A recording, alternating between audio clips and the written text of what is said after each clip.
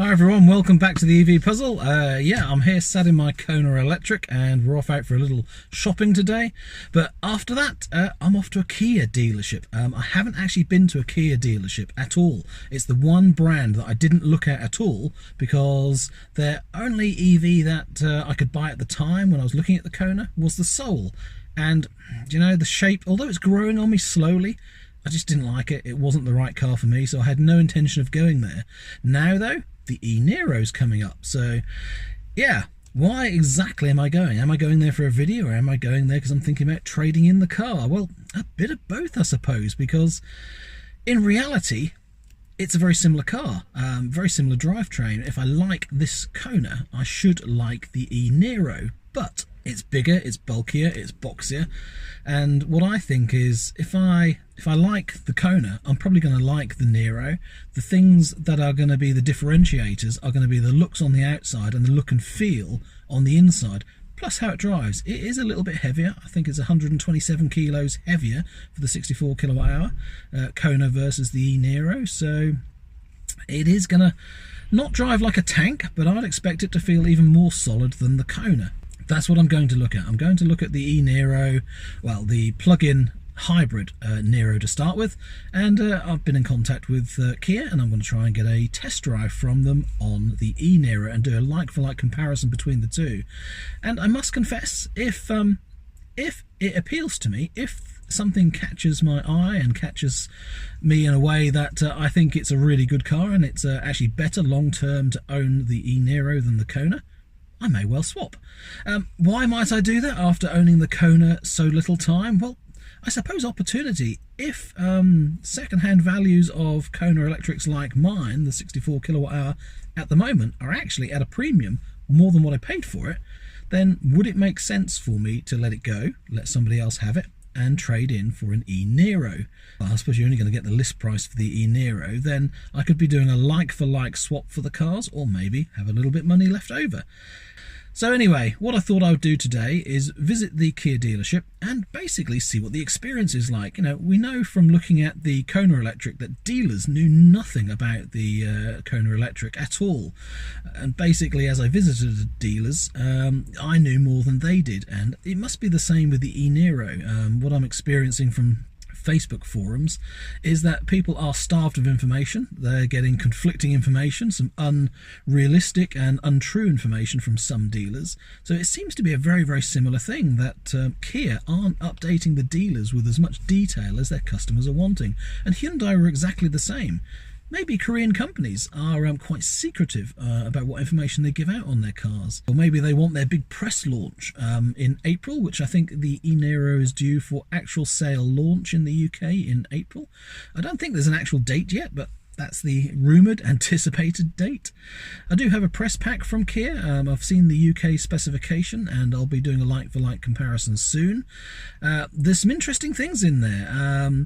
There are a couple of features on the eNiro that aren't on the Kona. And then there are some features that are on the Kona, especially in the Premium SE trim, that aren't on the eNiro. So getting those differences, again, I don't think they're the big issue. I think some people will have a hang-up about one particular thing like heated seat or heated steering wheel, but if they've got those basics, I'm not sure there are other features which would be deal breakers. For most people, it is the size of the car, the look of the car, and the interior. But then again, how it drives as well. For me, the big thing is how it drives. The car would have to drive better, and the feel of living with the car sat in it would have to be as good, if not better, in the eNiro. So I'm expecting it to be a little bit more spacious. I'm expecting it to be blacker and darker, actually. That I understand the trim is properly black, where the Hyundai is more grey, so I'm expecting it to feel a bit darker but a little bit more spacious. I know the centre console area, I actually like the design of that a bit better in the Kia from the pictures I've seen. That seems more practical. The buttons, for example, at the back here for your drive mode and the heated steering wheel and the ventilated seats, etc. on the Kona Electric, they're really far tucking your arm back to get to them. Where on the Kia, they're quite far forward where the end of the gear lever would be, so they seem more ergonomically practical to me. So some things appeal from what I've seen in images and other things don't. So I'm going to go and try and see the truth and see what a Niro looks like, a plug-in hybrid, and see what the dealer can tell me about the eNiro. Today, 9th of January, is supposedly the day, and I say supposedly, it's rumoured that dealers can submit pre-orders through to Kia. The dealer I spoke to yesterday didn't seem to know anything at all. They basically were saying you can't place an order, so I'm not quite sure what's going on there, but some dealers are saying that they can take deposits, they can get that order in and get it submitted into Kia today on the 9th of January. Presumably you get in the queue. It's exactly the same as you did with the Kona. So first come, first served. Those that are placing orders first will have the first opportunity of getting the eNiro. Or is it? We don't know. I'm only saying that because that's what I've seen online on social media. That doesn't mean it's actually true, because unless Kia announce it, they can change it. The information that goes out to dealers is mostly guesswork. It's not accurate. It's not official.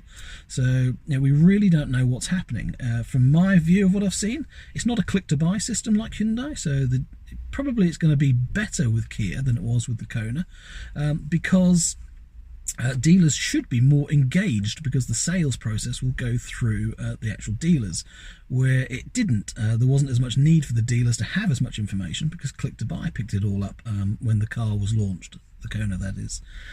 So anyway, that's all I know so far. I really haven't been paying much attention to the eNiro so far, so if I've got anything wrong, I do apologise. I'm looking at this from what I've found so far, what I've looked at so far, but today I want to go and find out as much as I can, and pick up as much information from the dealer as I can, and yeah, a little pause. Place a deposit?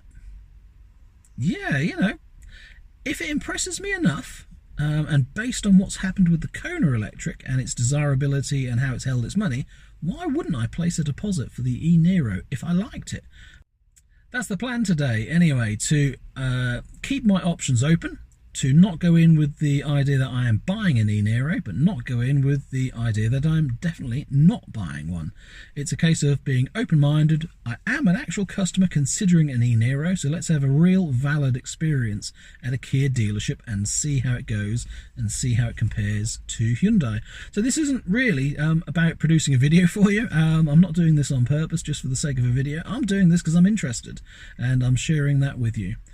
Anyway, I'll leave it there for the moment. Thanks for watching, everyone. Thanks for subscribing, as always, and watch out for more videos coming soon about both my Kona and the eNiro experience, both the test drives and more information that I gain through the press office with Kia themselves. So thank you very much, and yeah, a thank you to Kia for responding so very, very well with my messages so far. I must confess, it's looking very bright with Kia at the moment. They seem to be more responsive than Hyundai were. So yeah, very interesting to compare the two. Anyway, take care for now, and see you again soon. Bye-bye.